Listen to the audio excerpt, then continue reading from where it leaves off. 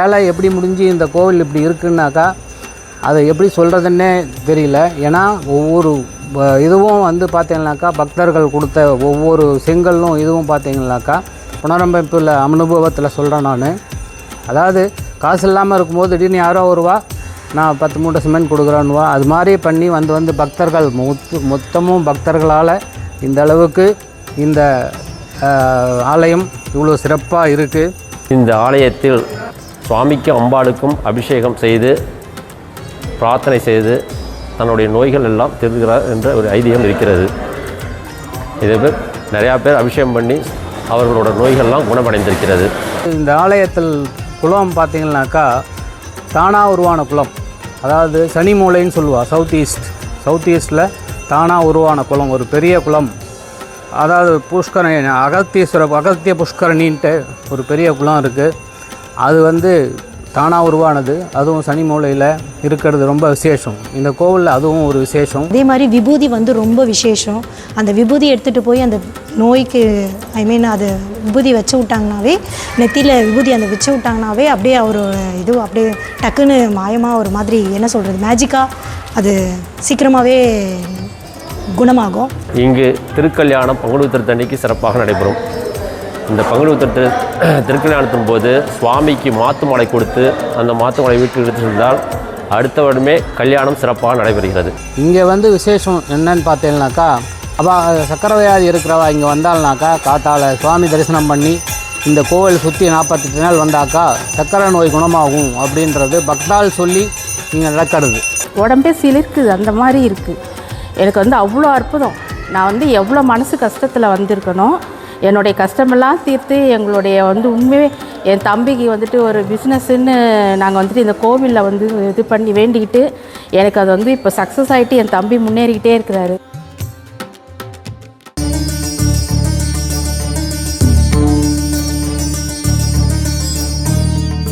பரிகாரஸ்தலம் நேயர்களுக்கு வணக்கம். நாம் தற்போது சென்னை குரோம்பேட்டை அருகில் அமைந்துள்ள நெமிலிச்சேரி என்ற கிராமத்தில் அமைந்துள்ள ஸ்ரீ ஆனந்தவல்லி சமேத அகத்தீஸ்வரர் ஆலயத்தை பற்றி, இங்கு நடக்கும் விசேஷங்களை பற்றியும் தங்களுக்கு கூறுவதில் மிக பெருமை அடைகிறோம்.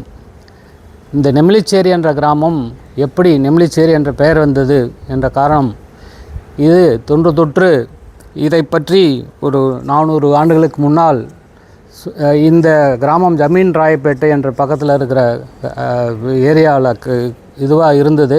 அங்கே இருந்த பெரிய ஜமீன்தார் இருக்கிறவங்க இங்கே இருந்த காஞ்சிபுரத்திலிருந்து வந்த வேத விற்பனர்களுக்காக இந்த இடத்த தானமாக கொடுத்ததா சொல்லப்படுது. இந்த இடம் அந்த பிராமணர்கள் இங்கே வந்து பார்க்கும்போது நல்ல சோலைவனமாக இருந்ததாகவும், இங்கு மயில்கள் நிறையாக இங்கு இருந்ததாகவும் தெரியப்படுகிறது. இதனால் இந்த ஊருக்கு அவர்கள் நெமிலிச்சேரி என்று பெயர் வைத்தார். நெமிலி என்றால் மயில்கள், செறிவு என்றால் கூட்டம். மயில்கள் கூட்டமாக இருந்ததால் இந்த இடத்திற்கு நெமிலிச்செறிவு என்று பெயர் வைத்ததாக சொல்லப்படுகிறது. இது நாளடைவில் மருவி நெமிலிச்சேரி என்ற இடமாக மாறியிருக்கிறது. இங்கு ஆனந்தவல்லி சமேத அகஸ்தீஸ்வரர் ஆலயம் ஒன்று அமைந்துள்ளது. இந்த ஆலயம் எப்படி இருந்தது என்பதை பற்றி ஒரு சில எங்களுக்கு தெரிந்தவற்றை பற்றி சொல்லலாம், நேயர்களுக்கு சொல்ல ஆசைப்படுகிறோம். இந்த கோவில் நடந்தது இப்போது பண்ணிட்டு இருக்கிறவர் வந்து வெங்கட்ராம ஐயர்னு ஒருத்தவர் குரோம்பேட்டில் இருந்து அவர் வந்து இதை வந்து எடுத்து பண்ணும்போது அவர் தான் இதை பற்றி ஒரு சுயசரிதை மாதிரி எழுதி வச்சு எங்களுக்கு சொல்லியிருக்கார். அதை வச்சு இப்போ நான் உங்களுக்கு இதை பற்றி கொஞ்சம் சொல்கிறேன். நான் இங்கே நம்ம வந்து ஆனந்தவல்லியும் அகத்தீஸ்வரம் பார்த்த உடனே நம்மளுக்கு வந்து ஒரு புராதனமான கோவிலுக்கு வந்த மாதிரி தெரியும். இப்போ நீங்கள் இந்த கோவில் பிரகாரம் பார்த்தீங்கன்னாக்கா இப்போ வந்து இது வந்து புனரமைக்கப்பட்டு கும்பாபிஷேகம் 2 வருஷம் முன்னாடி கும்பாபிஷேகம் நடந்தது. அதுக்கு முன்னாடி ஒரு ரொம்ப சின்ன இடமா இருந்தது. அது வந்து எப்படின்னாக்கா இது வந்து இந்த கோவிலை பற்றி திரிசூலம் கோவிலில் கல்வெட்டில் இருக்கிறதா சொல்கிறாங்க. இங்கே இருக்கிற சிவன் அகத்திய முனிவரால் பட்டதாக கல்வெட்டில் இருக்கிறதாக அறியப்படுகிறது. அகத்தியர் சித்த மருத்துவ முறைகளில் சிறந்த வைத்தியர். அவர் அங்கங்கு சிவன் பார்வதியை பிரதிஷ்டை பண்ணி எல்லா இடத்துலையும் பண்ணியிருக்கார். முதல்ல இந்த அகத்தியர் பண்ணுற கோவில் எல்லாமே, பிரதிஷ்டை பண்ண கோவில் எல்லாமே அகத்தீஸ்வரர் அப்படின்ற பேர்லேயும், அம்பாள் ஆனந்தவல்லி என்ற பேர்லேயும் இந்த பக்கத்தில் நிறையா கோவில்கள் இருக்குது. இந்த கோவிலும் அதே மாதிரி ஒரு விசேஷமான கோவில். இந்த அகத்தீஸ்வரர் அண்ட் ஆனந்தவல்லி எப்படின்றத கொஞ்சம் பார்ப்போம். இது வந்து பார்த்திங்கனாக்கா இதை 2/8/2003 ஆந்திரா மாநிலத்து தலைமை ஸ்தபதி கணபதின்றவர் வந்து இங்கே வந்து பார்த்துட்டு இந்த இடத்த பார்த்து அவர் வந்து இது வந்து ஒரு புராதன ஸ்தலம் அப்படின்ற மாதிரி சொல்லி கொடுத்துருக்கார். அதாவது இந்த இடத்துல நம்ம வந்து பார்க்கும்போதே நம்மளுக்கு இந்த சிவனோட இது வந்து நம்மளுக்கு வைப்ரேஷன் நல்லாவே தெரியும். இந்த கோவிலுக்கு வந்தோம்னாக்கா இப்போ இது பிற்காலத்து வரலாறு பார்த்திங்கனாக்கா இது வந்து கிட்டத்தட்ட ஒரு 19ஆம் நூற்றாண்டில் இது வந்து அந்த ஆலயம் வந்து சிதிலமடைஞ்சு ரொம்ப வெறும் ஒரு சின்ன மண்டபம் சிவன் மட்டும் இருந்திருக்கு. அதுக்கப்புறம் இங்கே இருக்கிற லோக்கலில் இருக்கிற இந்த ஏரியாவில் இருக்கிற ஒருத்தவர் இந்த கோவிலுக்கு நிலத்தையும் கொடுத்து கோவிலுக்கு ஒரு விளக்கேற்றுறதுக்கு ஒரு அர்ச்சகரியம் பண்ணா அதுக்கப்புறம் அப்படியே கொஞ்சம் கொஞ்சமாக வந்து இந்த முதல் தடவை இந்த சிவன் பின்னாடி இருக்கிற கோபுரம் பார்த்திங்கன்னா தெரியும். சிவன் ஆலயம் மட்டும் முதல்ல சின்ன மண்டபமாக இருந்து 30ல் ஒரு சின்னதாக அது மண்டபம் மாதிரி கட்டி அதுக்கு கும்பாபிஷேகம் பண்ணதாக சொல்லப்படுது. அடுத்தது ஒரு 90ல் இந்த அம்பாள் சன்னதியை தனியாக கட்டி, அம்பாள் சன்னதி இல்லாமல் இருந்து அம்பாள் மட்டும் தனியாக இருந்ததாகவும், அந்த அம்பாள் சன்னதியை தனியாக ஒரு பார்த்திங்கனாக்கா அம்பாள் விமானம் சிறிய விமானம் பக்கத்தில் வச்சு கட்டி 90ல் ஒரு கும்பாபிஷேகம் பண்ணியிருக்கா. அதுக்கப்புறம் 2007ல் நான் சொன்ன அந்த வெங்கட்ராமையர் இதில் பண்ணி கொஞ்சம் நந்தி மண்டபம், நவக்கிரக சன்னதி, விநாயகர், முருகர் சின்னதாக பிரதிஷ்டை பண்ணி அதில் 2007ல் ஒரு கும்பாபிஷேகம் ஆச்சு. அதுக்கப்புறம் 19ல் இதுக்கு புனரமைக்கிறதுக்காக பிளான் பண்ணி ஆரம்பித்தோம். அது கொஞ்சம் கொஞ்சமாக ஒரு நம்ம கொரோனானால் லேட்டாகி இப்போ இருக்கிற பார்த்திங்கன்னா இந்த ஆலயம் கொஞ்சம் விரிவான ஆலயமாகவும், விநாயகருக்கு தனி சன்னதியாக, சுப்பிரமணியருக்கு தனி சன்னதி, பைரவர் தனி சன்னதி பார்த்திங்கன்னா 63 கஜலக்ஷ்மி, சூரியன் சந்திரன் கொடிமரம், ராஜகோபுரம் அதுவும் இப்போ தான் இந்த கும்பாபிஷேகத்துக்கு முன்னாடி தான் பண்ணோம். இந்த எல்லாமே வந்து இங்கே இருக்கிற வந்து பார்த்தீங்கன்னாக்கா இந்த ஒன்று எப்படி இன்றைக்கி இந்த வேலை எப்படி முடிஞ்சு இந்த கோவில் இப்படி இருக்குன்னாக்கா அதை எப்படி சொல்கிறதுன்னே தெரியல. ஏன்னா ஒவ்வொரு இதுவும் வந்து பார்த்தீங்கன்னாக்கா பக்தர்கள் கொடுத்த ஒவ்வொரு செங்கல்லும் இதுவும் பார்த்தீங்கன்னாக்கா இந்த அனுபவத்தில் இந்த புனரமைப்பில் அனுபவத்தில் சொல்கிறேன் நான்.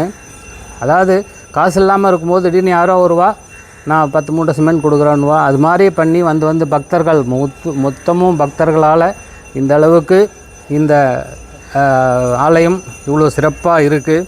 ரெண்டாவது இங்கே வந்து இந்த ஆலயத்தில் குளம் பார்த்திங்கனாக்கா தானாக உருவான குளம், அதாவது சனி மூலைன்னு சொல்லுவாள், சவுத் ஈஸ்டில் தானாக உருவான குளம், ஒரு பெரிய குளம்.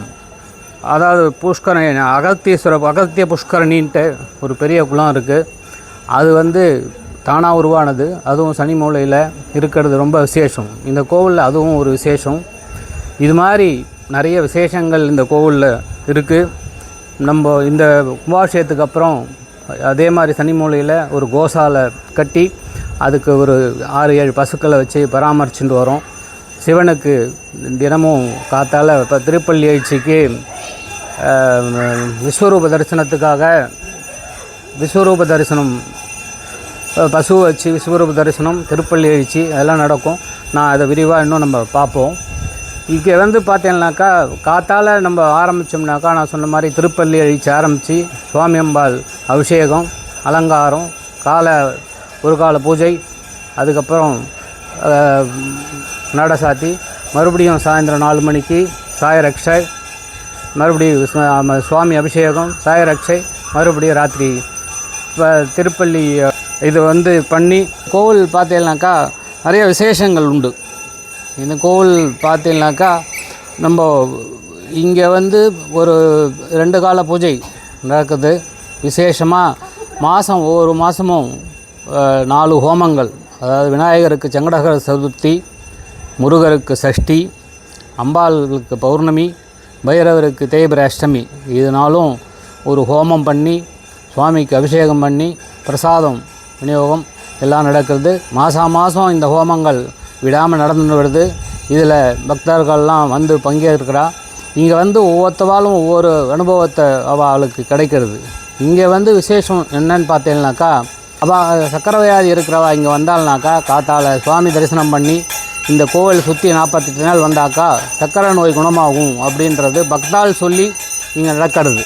அதே மாதிரி விநாயகருக்கு செவ்வாய்க்கிழமையில் வாழைப்பழ மாலை சாத்தி வேண்டிண்டாக்கா நம்மளுக்கு நினைத்த காரியங்கள் நடைபெறுகிறது. இங்கே இருக்கிற பைரவருக்கு தேய்பிரை அஷ்டமியில் வடமாலை சாத்தி தயிர் சாதம் பண்ணி வழிபட்டு வந்தால் எதிரிகள் தொல்லை நீங்கி வழக்குகள் வெற்றி கிடைப்பது நிச்சயம் அப்படின்றது. இதெல்லாம் பார்த்தீங்கன்னாக்கா பக்தர்களோட அனுபவத்தில் சொன்னது. இங்கே பார்த்தீங்கன்னாக்கா நிறைய விசேஷங்கள், வருடத்தில் நிறைய விசேஷங்கள் நடக்கிறது. ஒவ்வொரு இந்த நடராஜர் அபிஷேகம், 6 நடராஜர் அபிஷேகம், அதில் ஆருத்ரா தரிசனம்னு சொல்லக்கூடிய ஆருத்ரா தரிசனம் ரொம்ப விசேஷமாக நடக்கும் சுவாமி புறப்பாடோட. அதுக்கப்புறம் ஆணி திருமஞ்சனத்தை ஒட்டி கோவில் பிரம்மோற்சவம் 10 நாள், 2 வேளையும் வாகன புறப்பாடு, 10 நாளும் உற்சவம் நடக்கிறது. ஆடி போகிறத்தன்னைக்கு அம்பாளுக்கு வளையல் காப்பு, ஆனந்தவல்லி வளையல் காப்பு பண்ணி வளையல் அலங்காரம் பண்ணி அந்த வளையலை எடுத்து போட்டுக்கிறவாளுக்கு அதை சேர்ந்து இப்போ வளையல் போட்டு அந்த வளையல் பிரசாதம் வாங்கி பண்ணுறவாளுக்கு, குழந்தை இல்லாதவாளுக்கு குழந்தை பாக்கியம், கல்யாணம் ஆகாதவாளுக்கு கல்யாணம் நடக்கிறது. இதெல்லாம் வந்து பிரத்யக்ஷமாக நடக்கிறது எல்லோரும் பார்க்கலாம். இங்கே பக்தர்கள் எல்லோரும் வந்து அந்தளவுக்கு விசேஷமாக கொண்டாடுறா. பங்குனி உத்திரத்தன்னைக்கும் திருக்கல்யாண உற்சவம் நடந்து சுவாமி புறப்பாடு நடக்கும். ஒவ்வொரு பங்குனி உத்திரத்துலேயும் விசேஷமான அலங்காரத்தோட சுவாமி புறப்பாடு திருக்கல்யாண உற்சவம். இங்கே மகா சிவராத்திரி ரொம்ப விசேஷமாக 4 கால பூஜையோடு நடக்கும். ஒவ்வொரு காலமும் விசேஷ அபிஷேகங்கள், அலங்காரங்கள். காத்தால் சாயந்தரம் 8 மணிக்கு முதல் காலம் ஆரம்பித்தோம்னாக்கா 8 மணிக்கு முதல் காலம், 11 மணிக்கு 2வது காலம், 1 மணிக்கு 3வது காலம், 3 மணிக்கு 4வது காலம். இந்த 4 காலமும் விசேஷ அபிஷேகம். இப்போ பார்த்தீங்கன்னாக்கா இந்த சிவராத்திரிகளுக்கு அன்றைக்கி பார்த்தீங்கன்னாக்கா இந்த இடம் ஃபுல்லாகவே உங்களுக்கு மக்கள் ஜனமாக இருப்பா. அந்தளவுக்கு ஃபுல்லாக ராத்திரி ஃபுல்லாக எல்லாம் இருந்து விரதத்தோடு இந்த சிவராத்திரி சுவாமியை தரிசித்து, இந்த சிவராத்திரி பார்த்திங்கனாக்கா நல்ல விசேஷமான நாள். அதை மகா சிவராத்திரின்னு சொல்லக்கூடியது. ஒவ்வொரு மாதமும் சிவராத்திரி வரும். இதில் மகா சிவராத்திரின்றது ரொம்ப விசேஷம். 2வது இந்த கோவிலில் பிரதோஷ வழிபாடு ரொம்ப விசேஷம். ஒவ்வொரு பிரதோஷத்துக்கும் நந்தி பெருமான் அபிஷேகம், சுவாமி அபிஷேகம் நடந்து உள்புறப்பாடு, நந்திகேஸ்வரர் புறப்பாடு, நந்திகேஸ்வரர் பிரதோஷமூர்த்தியோட உள்புறப்பாடு நல்ல விசேஷமாக நடக்கும். இந்த பிரதோஷம் பற்றி பார்த்தோம்னாக்கா ஒரு கதை இருக்குது. இது வந்து பிரதோஷம் நந்திக்காக நம்மளுக்கு வந்து இப்போ நடத்துறது. அதாவது அந்த முன்காலத்தில் தேவர்களும் அசுரர்களும் சேர்ந்து அந்த வாசுகி என்ற வச்சு அமுதம் கடையும் போது நஞ்சு முதல்ல வந்ததாகவும், அந்த நஞ்சை சிவபெருமான் எடுத்து எல்லாரும் சாப்பிட்டதாகவும், அந்த நஞ்சு சாப்பிட்டு அப்படியே நின்னதுனால அந்த சாயரக்ஷ வேலையில் சிவபெருமான் நந்தி பெருமானுக்கு அபிஷேகம் பண்ணி, விசேஷ அபிஷேகம் பண்ணி நந்தி பெருமான் எல்லாருக்கும் கொடுக்குறதா ஐதீகம். அந்த பிரதோஷத்தன்னைக்கு வந்து நந்தியை வழிபட்டு வேண்டிக்கிறவாளுக்கு நினைக்கிற காரியங்கள் நடைபெறும் என்பது உத்தமம். பிரதோஷம் முடிஞ்சு எல்லாருக்கும் பிரசாத விநியோகம் எல்லாமே நடக்கும். இங்கே ஒவ்வொன்றும் இது பார்த்தீங்கன்னாக்கா விசேஷமான நதிகள். சங்கடகர சதுர்த்தி, விநாயகர் சதுர்த்தி, விநாயகர், அதாவது விநாயகர் வந்து இங்கே வந்து அந்த அளவுக்கு ஒரு விசேஷமான விநாயகர், ரொம்ப நினைத்த காரியத்தை நடத்தக்கூடிய விநாயகர். நான் எல்லார்கிட்டையும் சொல்லுவேன், இப்போ ஜனங்கள்லாம் வந்தாக்கா சொல்லுவா, நம்ம போனால் கோவிலுக்கு என்ன பண்ணுவோன்னாக்கா, சுவாமி எனக்கு இதை பண்ணி கொடு, நான் உனக்கு இது பண்ணுறேன் அப்படின்றது தான் சொல்லுவோம் எல்லோரும். ஆனால் ஒன்று மட்டும் நினச்சிக்கணும், நம்ம நினைக்கிறது ஒன்று, சுவாமி நம்மளுக்கு என்ன பண்ணணும்னு நினைக்கிறாரோ அதை பண்ணிவிடுவார். நம்ம அதனால் சுவாமி எனக்கு இந்த காரியம் நடக்கணும்னு சொல்லுங்கள், அதுக்கப்புறம் உங்களால் என்ன முடியுதோ பண்ணுங்கள், இல்லை முன்னாடி பண்ணுங்கள், அதுவும் கொடுப்பார். இது வந்து நம்ம வந்து பண்ணாக்கா பண்ணுவேன் அப்படின்றத எப்பயுமே சொல்லுவேன் நான். நம்ம நினைக்கிறது கிடையாது, சுவாமி என்ன நினைக்கிறாரோ அதை தான் வந்து நம்மளுக்கு எப்படி என்ன நடக்கும், எந்த நேரத்தில் என்ன நடக்கும். இன்றைக்கி இந்த நேரத்தில் இந்த கோவிலில் இருப்போம், இந்த சுவாமியை பார்ப்போம்னா அந்த நேரத்தில் நம்ம அந்த கோவிலில் அந்த சுவாமி பார்ப்போம். அது வந்து சுவாமி நினைக்கிறது, நம்ம நினைக்கிறது கிடையாது. இது எப்படின்னாக்கா நான் அப்படின்னு நினைக்கிறது இருக்கக்கூடாதுன்றதுக்கு ஒரு சின்ன கதை சொல்கிறேன். அதாவது நந்தி பெருமான் சிவனை வச்சுட்டு ஊர்வலமாக போகும்போது நந்திக்கு ஒரு கர்வம் வந்துதான். அதாவது நம்ம சிவனையே உலகத்தையே ரட்சிக்கக்கூடிய சிவனை நம்ம தான் வச்சுட்டுருக்கோம், அதனால் நம்ம தான் பெரியவா, நம்ம தான் ரொம்ப பெரியவா, நம்மளுக்கு நம்மளை மாதிரி யாரும் இல்லை அப்படின்ற மாதிரி நினச்சி ஒரு கர்வம் வந்துதான். சுவாமிக்கு தெரியாமல் இருக்குமா அது? சுவாமி என்ன பண்ணாராம், சரின்னு இறங்கிட்டு அவரோட முடியை மட்டும் ஒன்று எடுத்து வச்சுட்டு இறங்கிட்டாராம். அந்த நந்தியால் தூக்கவே முடியலையாம். ரொம்ப வெயிட்டு சுமையாக இருந்து நந்தி பகவான்கிட்ட, சுவாமி இது மாதிரி நீ இருக்கும்போதெல்லாம் எனக்கு தெரியல, இப்போ இறங்கின உடனே இது மாதிரி இருக்குது அப்படின்னு சொல்லும்போது சுவாமி சொன்னாராம், நான் இருந்ததுனால உனக்கு இந்த எதுவும் தெரியல, இப்போ நான் இல்லைன்னும் போது உனக்கு தெரியுது அப்படின்னும் போது அப்போ தான் நந்தி பெருமானுக்கு தெரிஞ்சுதான் நம்ம நினச்சது தான் அப்படின்ற அகங்காரத்தோடு பொன்னம்னாக்கா இது நம்ம எப்பயுமே நம்மளுக்கு நினைக்க முடியாது, நம்மளுக்கு மேலே இறைவன் இருக்கான், இறைவனால் நம்ம நடக்கிறோம் அப்படின்றது தெரியுது. இங்கே ஒவ்வொரு இதுக்கும் ஒவ்வொரு இதுவாக இருக்கும். பார்த்திங்கனாக்கா இப்போது 63 இப்போ பண்ணது தான் 63. உங்களுக்கு 63 கண்ணப்ப நாயனார்லேருந்து ஒவ்வொருத்தவாளுடைய கதை தெரியும். அதாவது இங்கே இருக்கிற 63 பார்த்திங்கனாக்கா எல்லாரும் சிவனுக்காக, சிவன் தன்னுடைய கண்ணப்ப நாயர் எடுத்துட்டிங்கன்னா தன்னை கண்ணை கொடுத்தார். அது மாதிரி ஒவ்வொருத்தவாளும் சிவனுக்காக தன்னுடைய எல்லா இதையும் இறந்து சிவனை பற்றி பாடி எல்லாம் பண்ணது. அதனால் ஒவ்வொரு 63க்கும் அந்த பிறந்த தினமான நட்சத்திரத்தன்னைக்கு அபிஷேகம் நடக்கும். 4 திருஞான சம்பந்தர், அப்பர், சுந்தர, திருநாவுக்கரசர் 4 இங்கே இருக்கா. அந்த ஜெயந்தி விசேஷமாக நடக்கும். அகத்தியர் இருப்பார், அகத்தியருக்கு உண்டான அபிஷேகம் விசேஷ நாள், அவர் ஜெயந்தி அன்னைக்கு அகத்தியர் அபிஷேகம். இது மாதிரி நிறைய விசேஷங்கள் இந்த கோவிலில் நடந்துட்டுருக்கு. கோசாலை பார்த்தீங்கன்னாக்கா ஒரு 7 மாடு வச்சு பண்ணிட்டுருக்கோம். ஒவ்வொரு வெள்ளிக்கிழமையும் சாயந்தரத்தில் கோபூஜை நடக்கிறது. எல்லோரும் பக்தர்கள் எல்லோரும் கலந்துட்டு கோபூஜையில் கலந்து விசேஷமாக இருக்கும் அந்த கோபூஜை. அது மாதிரி மாட்டுப்பொங்கல் அன்னைக்கு அந்த அவளுக்கு அந்த கோ சம்பிரக்ஷணிக்கு வச்சு பசுமக்களெல்லாம் பூஜை பண்ணி அவளெல்லாம் இந்த கோவிலை சுற்றி அழிச்சுன்னு வந்து பண்ணுறோம். இந்த கோ சம்பிரக்ஷணிக்கு நிறையா பக்தர்கள் காணிக்கையாக நிறையா பண்ணிட்டுருக்கா, அதை வச்சு பண்ணிட்டுருக்கோம். இது மாதிரி ஒன்றும் உங்களுக்கு நிறைய விஷயங்கள் வந்துட்டுருக்கு. அதாவது குழந்தையும் தெய்வமும் கொண்டாடும் இடத்தில் அப்படின்னு சொல்லுவாள். அதனால் நம்ம இந்த சுவாமியை நம்ம எப்படி கொண்டாடுறோமோ அது மாதிரி அந்த அளவுக்கு நம்மளை காப்பாற்றி நம்மளை வழி நடத்தி எடுத்துன்னு போவார் அப்படின்றது நித்தியமான உண்மை.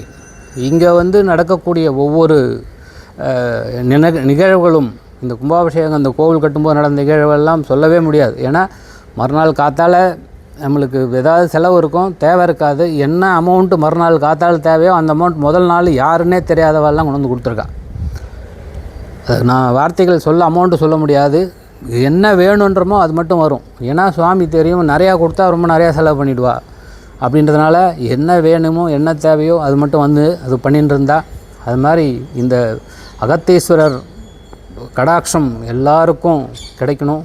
எல்லாரும் நன்னா இருந்து ஒவ்வொரு விசேஷமான நாட்களையும் இந்த கோவிலை தரிசனம் பண்ணி எல்லோரும் பண்ண கேட்டுக்கிறோம். அதே மாதிரி இந்த கோவில் இருக்கிற லொக்கேஷன் பார்த்தீங்கன்னாக்கா நெமிலிச்சேரின்றது பார்த்தீங்கன்னாக்கா ஜிஎஸ்டி ரோட்லேருந்து ஈஸ்ட் சைடில் ஒரு 3 கிலோமீட்டர் வந்தேன்னாக்கா குரோம்பேட் ரயில்வே ஸ்டேஷன்லேருந்து இறங்கி வந்தோம்னாக்கா ஒரு ஈஸ்ட்டில் ஒரு 3 கிலோமீட்டர் வந்தோம்னா ராதாநகர் மெயின் ரோடு, அது வந்தோம்னாக்கா வரலாம். இந்த பக்கம் துறைப்பாக்கம் பல்லாவரம் ஒரு ரேடியல் சாலை இருக்குது, அதுலேருந்து வந்தேன்னாக்கா ஒரு 1 கிலோமீட்டர் தான், அதுலேருந்து வரலாம். இங்கே வர்றதுக்கு வசதிகள் ரேடியல் ரோடில் நிறையா பஸ் வசதிகள் இருக்குது. Chromepet station, electric train, metro train, airport வரைக்கும் மெட்ரோ ட்ரெயின் இருக்குது. இங்கே லோக்கலில் ஒரு சின்ன மினி பஸ் 2 வருது, அப்படி இல்லைனா ஒரு ஆட்டோவில் வரலாம். நீங்கள் எங்கேருந்து பண்ணாலும் ரீச்சபிள். இந்த பக்கம் நன்மங்கலம்ன்ற ஏரியா இருக்குது, அந்த பக்கத்தில் வரலாம், கோயிலம்பாக்கம். அதனால் இது ரீச் பண்ணுறதுன்றது எல்லாருக்கும் ஈஸியான ஒரு இடம். அதனால் எல்லோரும் சுவாமி தரிசனம் பண்ணி அகத்தீஸ்வரர் அருள் பெறுமாறு கேட்டுக்கொள்கிறோம். திருச்சிற்றம்பலம். நம பார்வதீபதே ஹர மகாதேவம். திருச்சிற்றம்பலம். நம பார்வதீபதே ஹர மகாதேவம். சிவஹிதம்பரம். இந்த ஆலயமானது அகத்தீஸ்வரர் வழிபட்ட ஆலயம். சுமார் 1000 வருடங்கள் பழமையான சிவஸ்தலம். இது நெமிலிச்சேரியில் அமைந்துள்ளது. நெமிலி என்பது மயில்கள் நடமாடும் இடம், சேரி என்பது கூட்டம். நெமிலிச்சேரி என்பது மயில்கள் அடர்ந்த நிறைய இறந்த இடம் என்று சொல்லப்படுகிறது. அகத்தியர் திரிசூலநாதர் இங்கே எல்லா இடத்துலையும் வழிபட்டு சென்றிருக்கிறார். இந்த ஆலயத்தில் எல்லா விசேஷ நாட்களும் சிறப்பாக நடைபெறும். பிரதோஷம், மகா சிவராத்திரி மற்றும் ஆடிப்பூரம், அப்புறம் 4 சஷ்டி, சங்கடகர சதுர்த்தி, பைரவர் அஷ்டமி மற்றும் 4 விசேஷமான தினங்களும் சிறப்பாக நடைபெற்று கொண்டிருக்கிறது. சுவாமிக்கும் அம்பாளுக்கும் அபிஷேகம் செய்து பிரார்த்தனை செய்து தன்னுடைய நோய்கள் எல்லாம் தீர்க்கிறார் என்ற ஒரு ஐதீகம் இருக்கிறது. இதே நிறையா பேர் அபிஷேகம் பண்ணி அவர்களோட நோய்கள்லாம் குணமடைந்திருக்கிறது. இங்கு திருக்கல்யாணம் பங்குனி உத்திரத்தன்னைக்கு சிறப்பாக நடைபெறும்.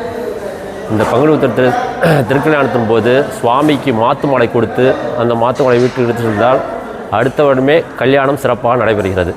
இதுவும் இங்கே கண்கூடாக பார்த்துருக்கிறோம். இதுவும் நிறையா இருக்குது, சொல்கிறதுனா நிறையா இருக்குது இந்த விஷயம். இந்த ஆலயத்தில் அதேமாதிரி இந்த ஆலயத்தில் சக்கரை நோய்கள் குணமடையுதுன்னு சொல்லிட்டு அதை சொல்லியிருக்காங்க. நிறையா பேர் சொல்லியிருக்காங்க. இந்த ஆலயத்தில் சுவாமிக்கு அபிஷேகம் பண்ணிவிட்டு அந்த அபிஷேக தீர்த்தம் சாப்பிட்டு இது பண்ணால் சக்கரை நோய் குணமடைகிறது நிறையா பேர் சொல்லியிருக்காங்க.